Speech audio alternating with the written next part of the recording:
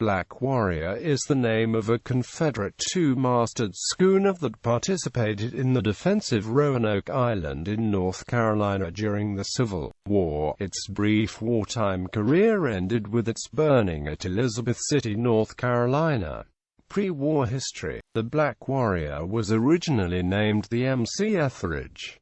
Built in Plymouth, North Carolina, in 1859, she was owned and operated by J. Brown. Initially registered for overseas trade, the Etheridge was enrolled for interstate trade in 1860. In October of that year, her documentation was changed back for overseas trade. Civil War service. The Black Warrior was acquired by the Confederate Navy in 1862 and was armed with two 32-pounder guns. Under the command of Lieutenant F. M. Harris, the schooner was part of a 9-gunboat naval squadron tasked with the defense of the northeastern North Carolina Sounds. She was at anchor in Croatan Sound under the guns of Fort Forest when a Union Army Navy force under the command of General Ambrose Burnside arrived on February 6, 1862 to invade Roanoke Island. Burnside sent his forces to destroy the remains of the Southern Mosquito Fleet still operating in North Carolina's Sounds. Because of her limited mobility and the fact that the Union landing site was well to the south of the schooner, she took no action against the invasion force. The other gunboats of the Confederate squadron engaged in a futile attempt to disrupt the landings on February 7.